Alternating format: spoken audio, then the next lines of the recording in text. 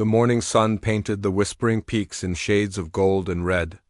Captain Lee Daho stood at the edge of the human camp, watching the distant mountains where the dragons lived. His breath came out in small white clouds in the cold mountain air. Behind him, his team prepared their equipment for another day of research. Daho looked down at his daughter Mingji, who sat on a blanket playing with her wooden blocks. She was 18 months old now, with bright eyes that seemed to notice everything around her. Her mother had died bringing her into this world, leaving Daho to raise the child alone. He loved her more than his own life. "Captain, the readings are ready," called Dr. Park Hyena from across the camp. She was the team's expert on dragon behavior, though like everyone else, she had never actually spoken to a dragon.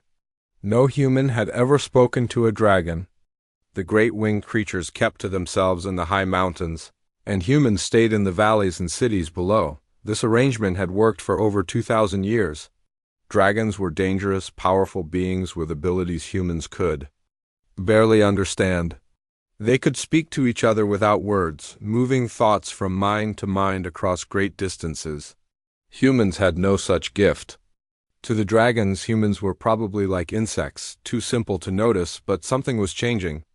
Dragon sightings had increased near human settlements over the past year. They appeared more often, flying overhead or perching on distant cliffs. Nobody knew why. That was why Daho's team had come to the Whispering Peaks, to study and understand. High above in the mountains, an ancient dragon named Caltharion rested on his favorite ledge. He was 3,000 years old, with scales that shimmered like black metal and eyes like burning coals. For most of his long life he had watched the small creatures called humans from afar. They were curious beings, always moving, always building, always making noise. To Caltharion and his kind, humans were barely worth notice.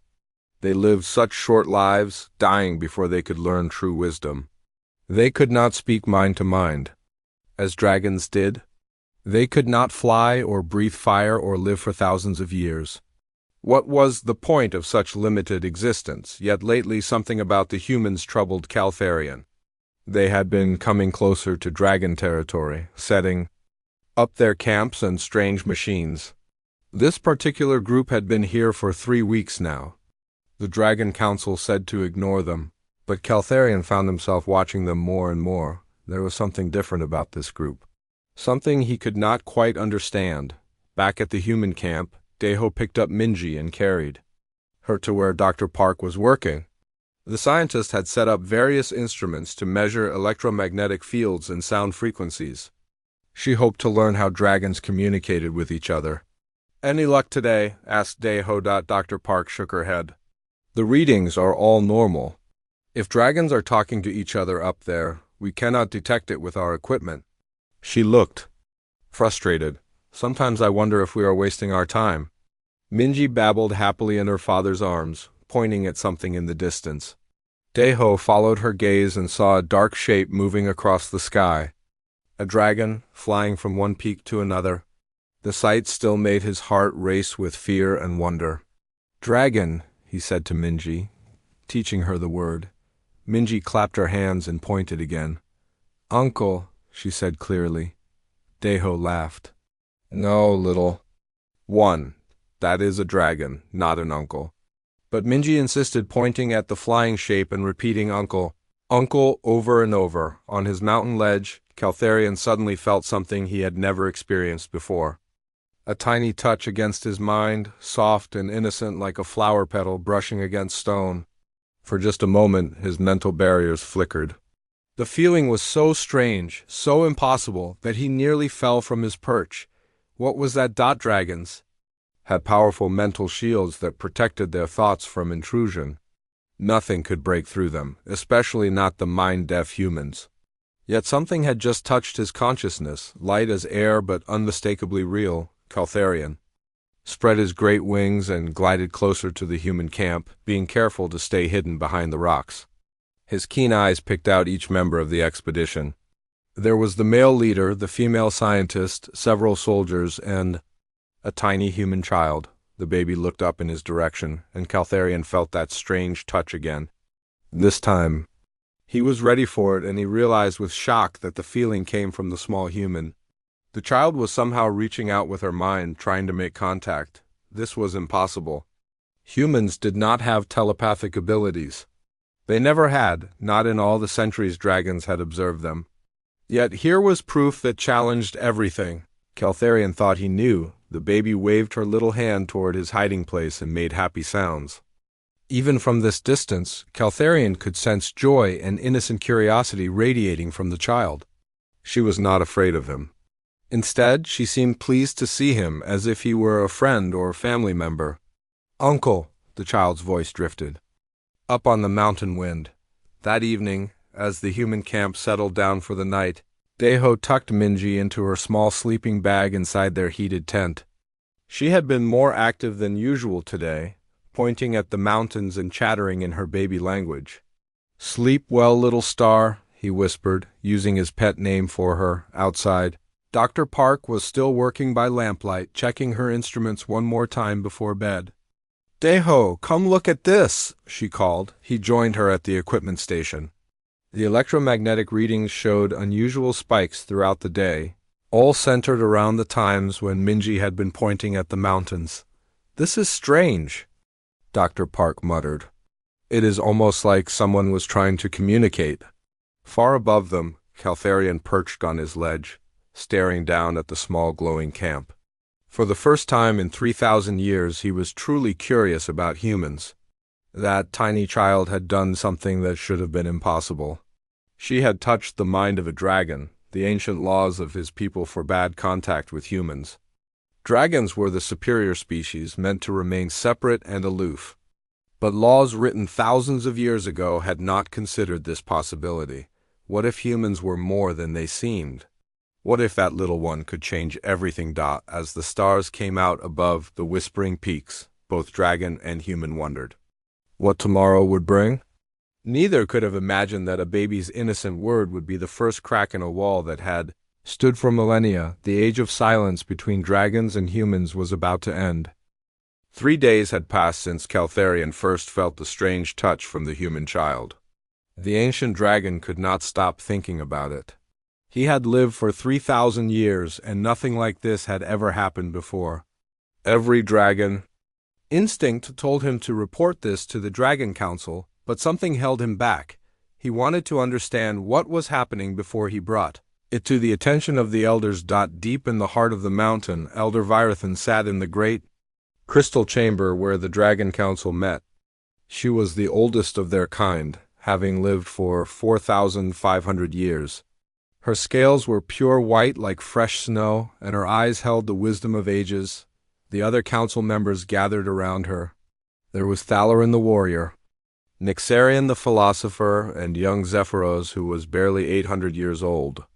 They had come to discuss the unusual dragon activity near the human settlements. "The humans grow bolder," rumbled Thalarin. His red scales gleamed in the crystal light. "They camp closer to our territories than ever before. Perhaps it is time to remind them why they should fear us." Elder Virathan shook her massive head. "The old agreements must be honored. We do not interfere with humans, and they stay in their designated areas.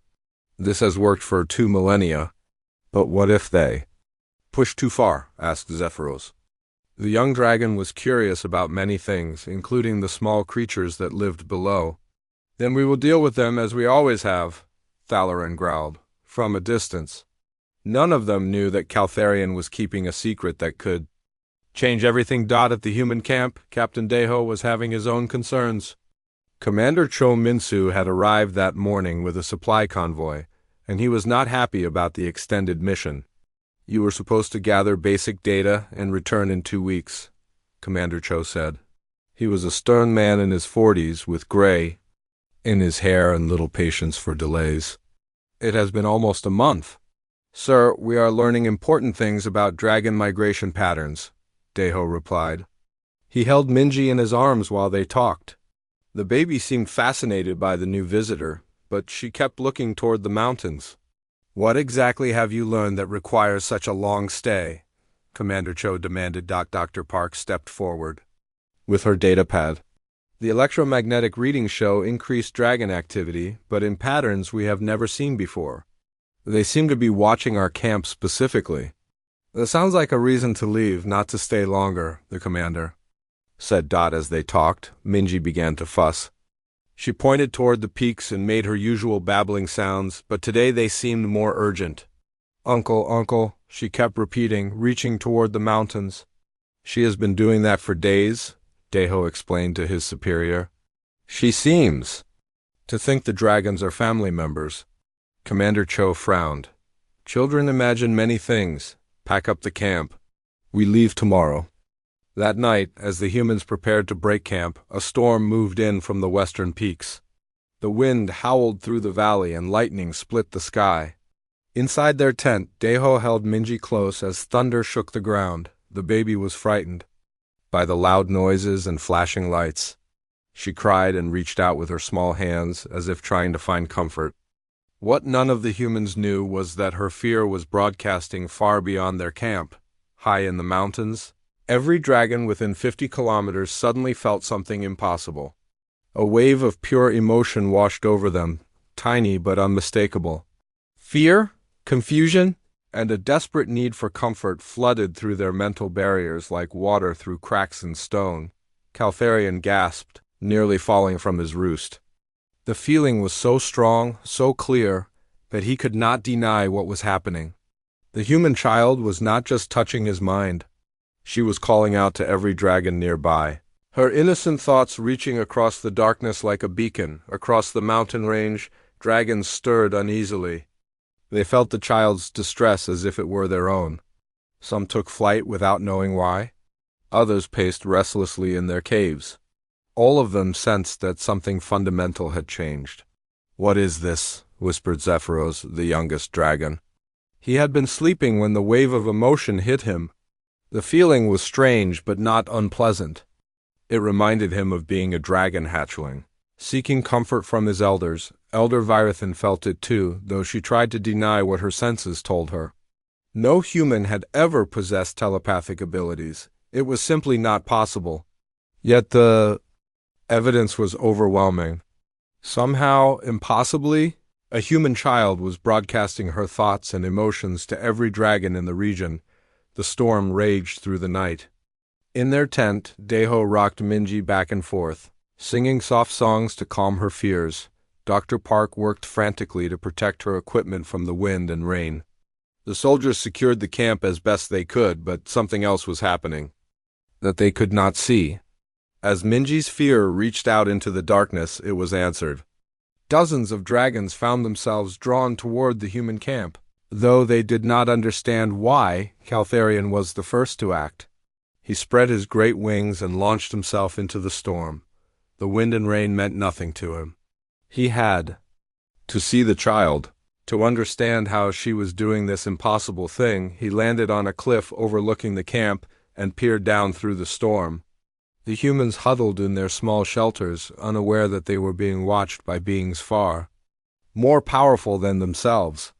But Caltharion's attention focused on one tiny tent, where he could sense the source of the mental calls. The baby had stopped crying, but her mind still reached out, seeking comfort and safety. Without thinking, Caltharion found himself responding. He sent a gentle mental touch back to her, a feeling of protection and calm. Instantly, Minji relaxed in her father's arms. Her crying stopped, and she looked toward the tent wall as if she could see through it to the mountain above. A small smile crossed her face. There, little star, Daeho whispered. The storm is passing, but Caltharion knew the truth. The storm outside was ending, but another kind of storm was just beginning. The child's abilities were growing stronger. Soon, other dragons would notice what he had discovered. The ancient laws that kept their species separate were about to be tested in ways no one could have imagined. As dawn broke over the whispering peaks, Caltharion made a decision that would change the course of history. Instead of reporting to the Dragon Council, he would watch and protect the human child. Something told him that she was important, not just to humans, but to dragons as well. In the valley below, baby Minji woke from peaceful sleep and immediately looked toward the mountains. She pointed with her small finger and spoke the word that had started it all. Uncle. This time, high above, a dragon nodded his great head in response.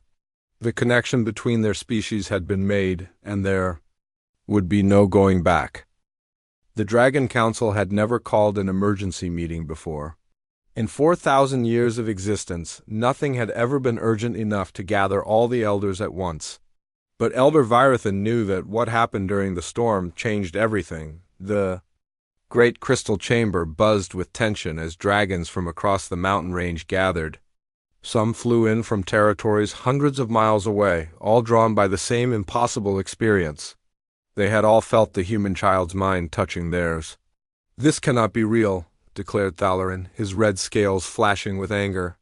"Humans do not possess telepathic abilities. They never have. This must be some kind of trick or weapon." Young Zephyros shook his head. "I felt it too, Elder Thalarin. It was not like any weapon. It felt like ... like a hatchling calling for help." "Elder." Virathan raised her massive head for silence. "Explain what you experienced, young one." "Fear, Elder. Pure fear, but also trust. The small human was frightened by the storm, but when she reached out, she expected to find comfort. She believed someone would answer her call." Zephyros paused. "And we did answer, didn't we?" The chamber fell silent. Several dragons looked uncomfortable. They had indeed responded to the child's mental cry, drawn by instincts they did not understand. "Where is Caltharion?" asked Nexarion the philosopher. "He has territories closest to the human camp. Surely he has observations to share." But Caltharion was not at the council meeting.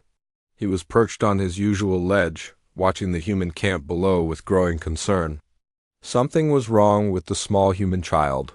3 days had passed since the storm, and Minji had developed a high fever. She lay listless in her father's arms, her small body burning with heat. The camp's medical supplies were limited, and Captain Deho was desperate with worry.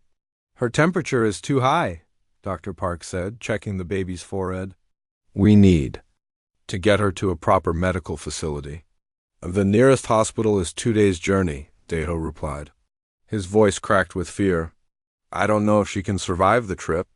Dr. Kim Tae-young had arrived the day before, brought in specifically to study Minji after reports of the unusual electromagnetic readings. He was a child psychologist with experience in unusual brain patterns. But now, instead of conducting research, he found himself trying to help save the baby's life. "Her brain activity is unlike anything I have seen," Dr. Kim told the worried father. "The fever seems to be connected to intense neural activity. It is as if her mind is working too hard." What none of the humans understood was that Minji's growing telepathic abilities were overwhelming her small body. Each day, her mental reach grew stronger, touching more and more dragon minds across the mountains. The effort was draining her life force. High above, Caltharion felt every wave of the child's pain. Her fevered thoughts reached out desperately.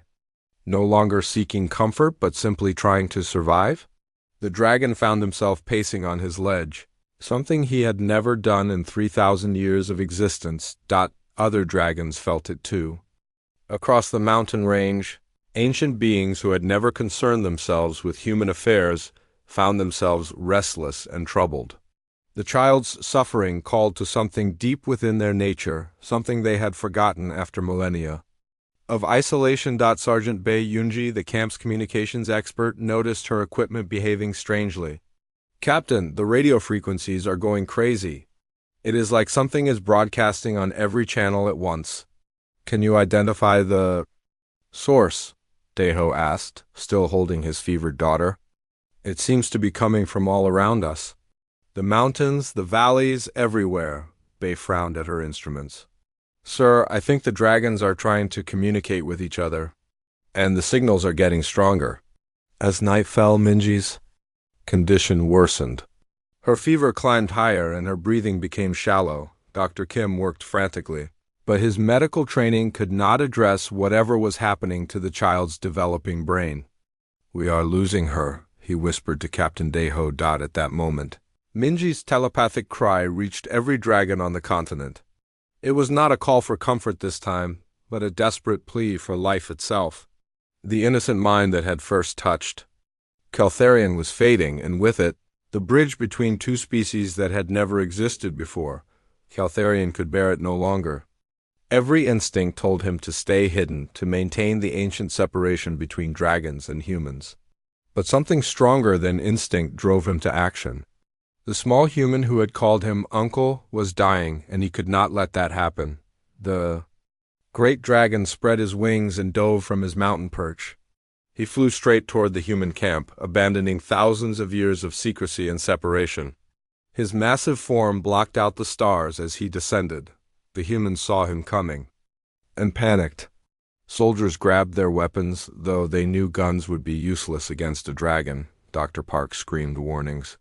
Sergeant Bay frantically called for backup on her radio, but Captain Deho, holding his dying daughter, did something unexpected. He stepped forward instead of back, meeting the dragon's glowing eyes with his own. "Please," he said simply.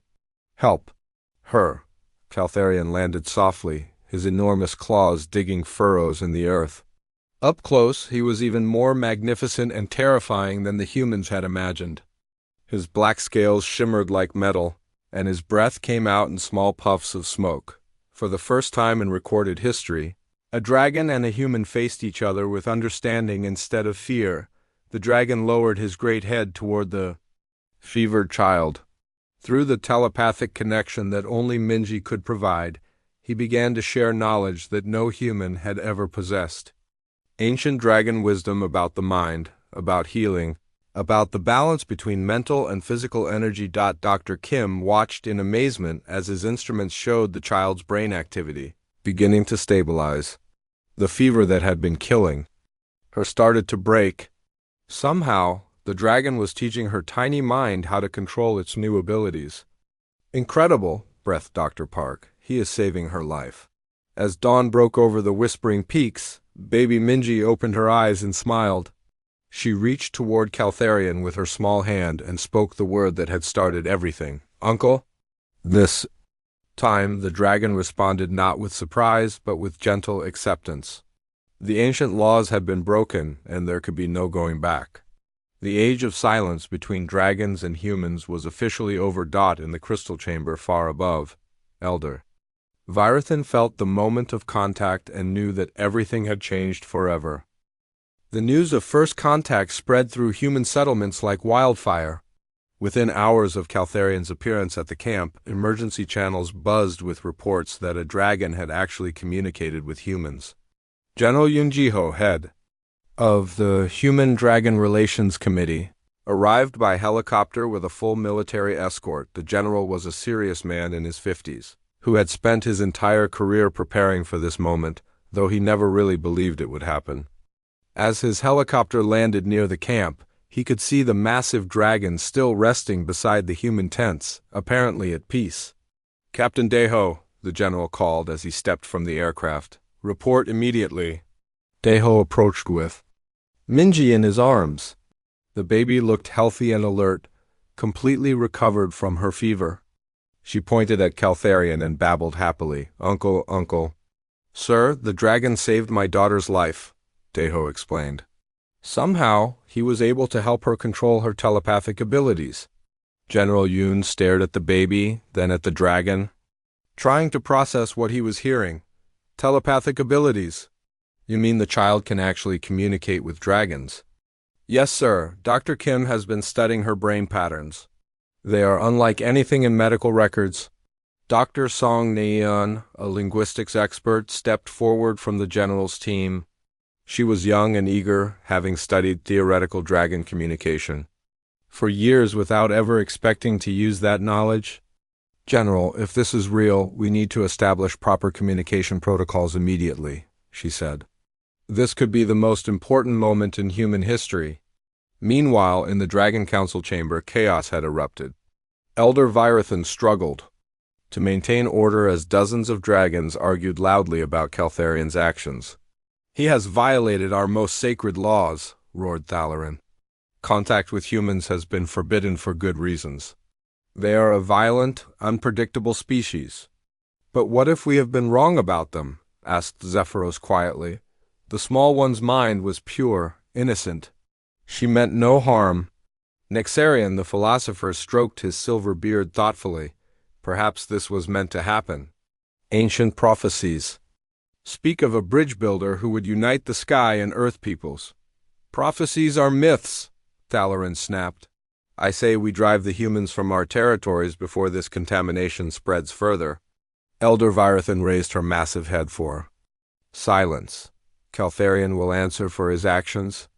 But first we must understand what has truly occurred. Back at the human camp, Dr. Song approached Caltharian carefully. The dragon watched her with ancient, intelligent eyes that held no hostility. Through Minji's innocent mind, basic concepts could pass between species for the first time. Hello, Dr. Song said slowly, speaking both aloud and projecting the thought through hand gestures. Caltharian tilted his great head, considering. Through the baby's telepathic link, he understood the meaning of the greeting. He responded with a low rumble that somehow conveyed acknowledgement and peace. Minji clapped her hands and laughed, delighted to be helping the adults talk to each other. This is extraordinary, Dr. Song whispered. The child is acting as a natural translator. Her mind can bridge the gap between our different types of consciousness. General Yoon remained skeptical. How do we know this dragon's intentions are peaceful? This could be some kind of trick. As if understanding the concern, Caltharian slowly backed away from the humans and lay down, making himself appear less threatening.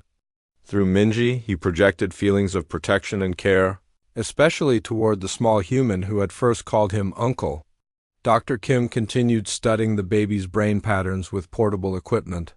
Her neural activity spikes whenever she facilitates communication between us and the dragon. It is like she is translating not just words, but entire thought processes. Can other human children develop this ability? Asked Dr. Song. Unknown, but there have been reports of unusual behavior in children living near dragon territories. They seem calmer, more aware of their surroundings. The peaceful moment was shattered by the sound of roaring from above. 3 dragons descended from the mountains, led by the fearsome Thalarin. His red scales blazed like fire in the sunlight, and his roar shook the ground. The human soldiers raised their weapons instinctively, though everyone knew guns would be useless against dragon armor. General Yoon stepped protectively in front of the civilians, but Caltharian rose to meet the approaching dragons, placing himself between them and the human camp. Through Minji's connection, the humans could feel the tension building between the dragon factions. Thal Orin landed with a thunderous impact, glaring at Caltharian with blazing eyes. You have betrayed everything we stand for, Ancient One. These creatures are beneath us. Look at them through the child's mind, Caltharian replied, his mental voice carried to the humans through Minji. They are not what we believed. Captain Deho found himself in the middle of history's first interspecies diplomatic crisis. He stepped forward, still holding his daughter, and faced the angry dragon. We mean no harm, he said simply. We only want to understand. Thalarin turned his fierce gaze on the human captain. Understand, you are insects. What is there to understand? At that moment, baby Minji did something that changed everything. She looked directly at Thalarin and projected not words but pure emotion. Love for her father, joy in discovery, hope for friendship, and the innocent trust that had first reached Caltharian's heart. The warrior dragon staggered backward as if struck. For the first time in his 2,000 years of life, he experienced human emotions directly. He felt a father's love, a child's wonder, and a species' desperate hope for connection. What? What is this? Thalarin gasped. This is what I've been trying to tell the council, Caltharian said. They are not insects. They feel, they love, they hope. They are different from us, but not lesser. Dr. Song frantically took notes, documenting humanity's first real conversation with dragons. General, we need to establish formal diplomatic protocols immediately. This is bigger than anyone imagined. Young Zephyros, who had followed Thalarin from the mountains, landed nearby and approached the humans cautiously. Unlike the warrior dragon, he was curious rather than hostile. Through Minji's translation, he asked. "Why do you live such short lives?" Dr. Kim answered, "We are born, we live, we learn, and we pass our knowledge to our children. Each generation builds on what came before, but you die so quickly. How can you accomplish anything important?" Captain Deho smiled sadly. "Perhaps because our time is short, we try harder to make it meaningful. Every moment, every relationship, every discovery matters more because we cannot waste time." Zephyros considered this, his young dragon mind intrigued by the concept. "You make your weakness into strength." "Yes," said Dr. Song, "that is very human of us." Thalarin remained silent, overwhelmed by the emotions he had experienced. The hatred and superiority he had felt toward humans was crumbling as he truly understood them for the first time. "If what I felt through the child is real," he said slowly, "then we have been blind fools for millennia." "Not fools," said Captain Deho gently, "just cautious. Fear makes us all protective of what we know and love." "But you faced us without weapons, with only your child in your arms." "That is either great courage or great stupidity." Deho looked down at Minji, who was reaching toward both dragons with open trust. "Sometimes they are the same thing." As the sun began to set, the most unlikely gathering in history continued. Dragons and humans shared their first real conversation, with a baby serving as the bridge between minds that had never truly met before. Dr. Song established basic vocabulary protocols, while General Yoon worked on formal contact procedures. The young dragon Zephyros asked endless questions about human technology and culture, while even Thalarin found himself grudgingly interested in human military tactics. But it was Caltharion who made the observation that would shape everything. That followed. "Your species has a gift we lost long ago," he told the humans through Minji's translation. "You see possibilities where we see only facts. You hope where we only remember. Perhaps that is why the child could reach us when we thought it impossible." As the stars came out over the whispering peaks, both species realized that this moment would be remembered forever. The age of fear and separation was ending, and something entirely new was beginning. In her father's arms, baby Minji fell asleep, surrounded by her new family of humans and dragons, unaware that her innocent love had just changed the course of galactic history. 6 months had passed since first contact, and the world had changed in ways no one could have predicted. The small camp at Whispering Peaks had grown into a permanent research facility, with scientists and diplomats from across human space arriving daily to study the unprecedented cooperation between species. Ambassador Park Kyung-ho was one of the most experienced diplomats in human service, but nothing had prepared him for negotiating with beings who could read emotions directly through a baby's mind. He sat across from Caltharion in a specially built meeting room with little Minji playing on a blanket between them. "The Dragon Council has agreed to limited cooperation," Ambassador Park said, reviewing his notes. "But Elder Virathan insists on strict boundaries." Caltharion's mental voice, translated through Minji, carried frustration. "Many of my people still see humans as inferior. They fear that too much contact will weaken our ancient ways." Dr. Lim Suyao, an evolutionary biologist, looked up from her research tablet. "That fear may not be entirely wrong. We are seeing remarkable changes in both species." She gestured to a group of human children playing nearby. These were kids from settlements close to dragon territories, brought to the facility for study. Children exposed to dragon telepathy show enhanced cognitive abilities, improved memory, and accelerated learning. Their brains are literally evolving. "And what about the dragons?" asked Ambassador Park. "The dragons who have had contact with humans report experiencing emotions in new ways. They describe it as becoming more complete." Nixarian the philosopher, who had become a regular visitor to the facility, nodded his silver head thoughtfully. "We have lived for millennia focused on knowledge and power. But through human minds we experience love, hope, joy in simple moments. These are gifts we had forgotten." Not all dragons shared this view. Thalarin still led a faction that opposed any contact with humans. He had withdrawn to the far mountains with his followers, occasionally launching attacks on mixed settlements, young Zephyros, now appointed as an official dragon ambassador, worried about the growing division among his people. Elder Thalarin grows more desperate each day. He believes human contact is a disease that will destroy dragon culture. Captain Deho, now promoted to Major, commanded the first mixed human-dragon security force. The cooperation was still new, and sometimes awkward, but it was working. Dragons provided air support and telepathic communication, while humans contributed technology and tactical planning. We have reports of Thalarin's forces moving toward the Golden Vale settlement, Major. Deho reported during the daily briefing.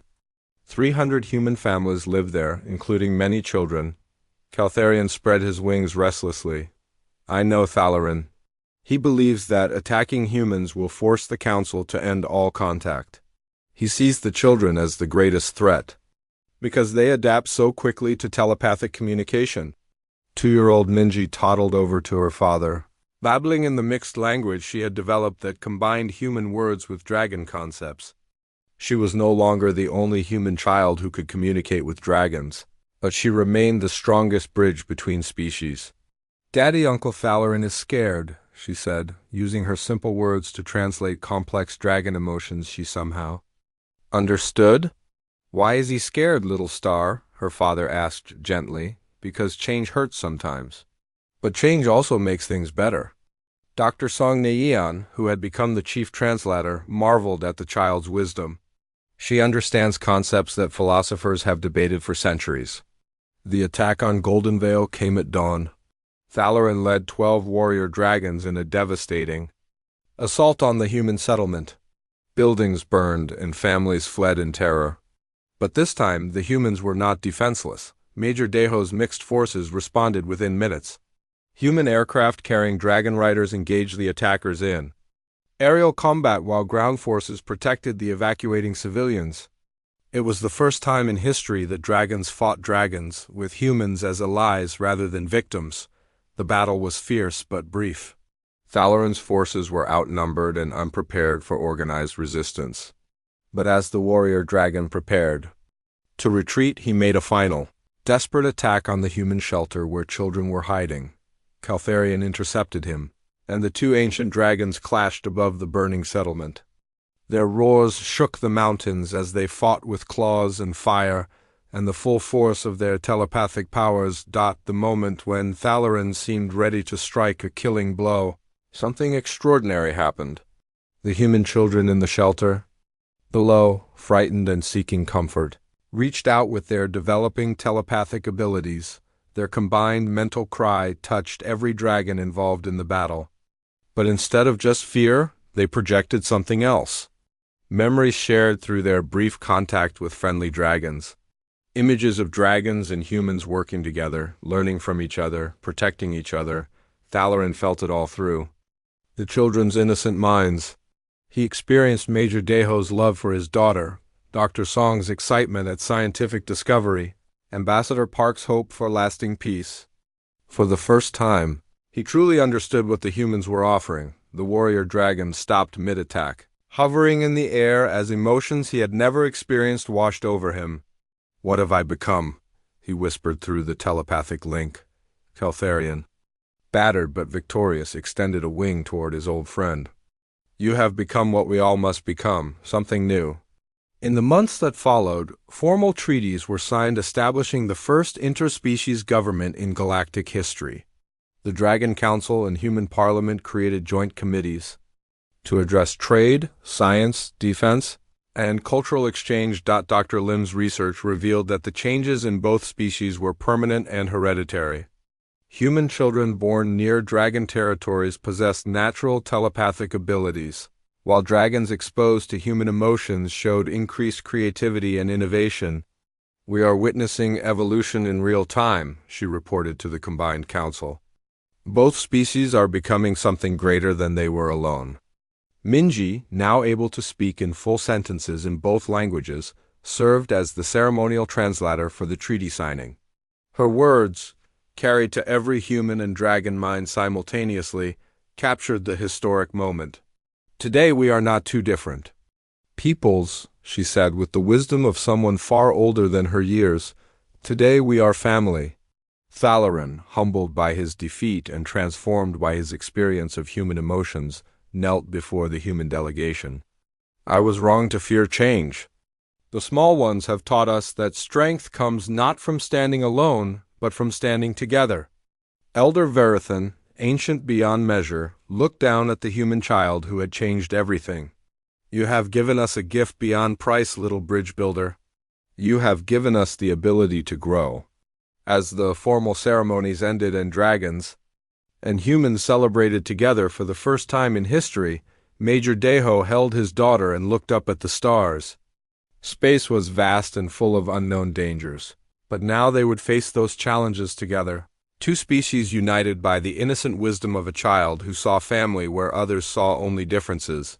The age of cooperation had begun, and the galaxy would never be the same. 20 years had passed since baby Minji first called a dragon uncle. The galaxy had transformed in ways that seemed impossible to imagine back then. What began with one child's innocent trust had grown into the greatest alliance in known space. Admiral Lee Deho stood on the bridge of the Unity, flagship of the combined species fleet. Through the massive viewing window, he watched human ships flying in perfect formation alongside dragons, their partnership now as natural as breathing. His daughter had made this miracle possible. Admiral, we are receiving a priority transmission from the Centauri Academy, reported Commander Kim Hyunwoo, his communications officer. Put it through. The holographic display shimmered, and Dr. Lee Minji appeared, now 33 years old and Director of Interspecies Relations. She wore the formal robes of her office, but her smile was warm and familiar. Hello, Father. I hope you have time to attend the graduation ceremony next week. This year's class is particularly special. Deho smiled back at his daughter. I would not miss it. How many new translators are we graduating? 50 humans and 30 young dragons. But more importantly, this is the first class to include children born after the Unity Accords. They represent the true future of our species. The Unity Accords had been signed 5 years after first contact, establishing not just peace between humans and dragons, but complete integration. Mixed communities now existed across 12 star systems, with human technology and dragon wisdom combining to create wonders neither species could have achieved alone. President Han Kiwoo, leader of the human colonial government, had been skeptical at first. But even he could not argue with the results. Dragon flight capabilities combined with human engineering had revolutionized space travel. Telepathic communication networks allowed instant coordination across vast distances. Most importantly, the cultural exchange had enriched both civilizations. Beyond measure. At the Centauri Academy, the graduation ceremony was unlike anything in galactic history. Human children and dragon hatchlings who had grown up together prepared to take their places as ambassadors, scientists, and leaders of the new age. Minji stood at the podium, looking out at an audience that included beings from dozens of worlds. Humans, dragons, and even representatives from other species that had joined the growing alliance sat together in harmony. Today we celebrate not just graduation but evolution, she began. Her words carried simultaneously in human speech and dragon telepathy.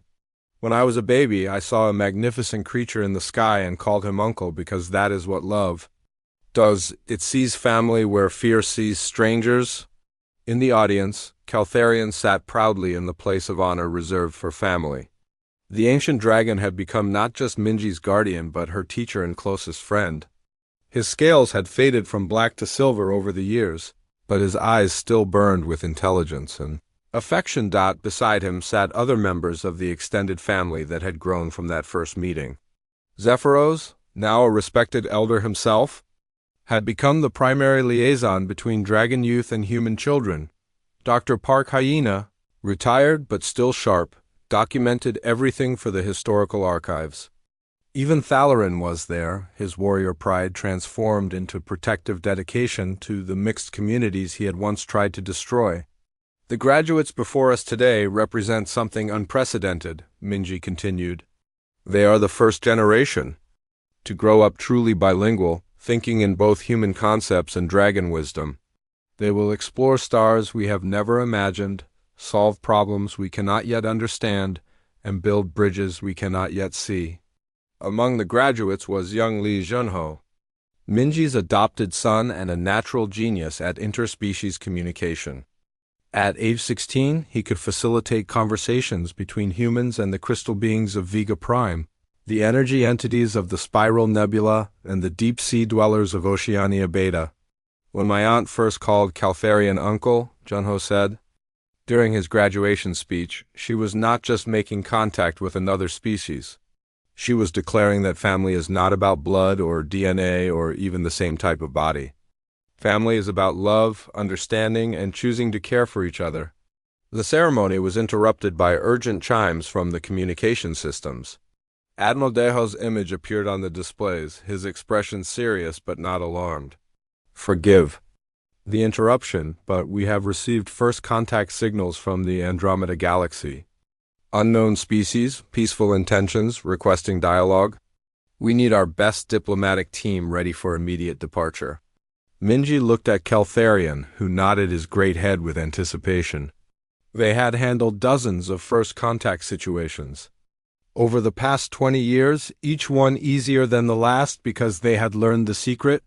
Approach with love instead of fear, seek understanding instead of advantage, and always remember that every new species might become family. We will be ready within the hour, Minji replied to her father. As the audience dispersed. Preparing for this new chapter in galactic history, Dr. Song Neian approached the podium. She was now the chief archivist of interspecies relations, responsible for documenting the rapid expansion of the galactic community. Director Minji, I have been reviewing the old records from that first night when you made contact. Do you remember what you were thinking when you first saw Caltharian? Minji smiled, looking up at her beloved dragon uncle. I was not thinking anything complex. I just saw someone who looked like he needed a friend. Someone who seemed lonely up there in the mountains.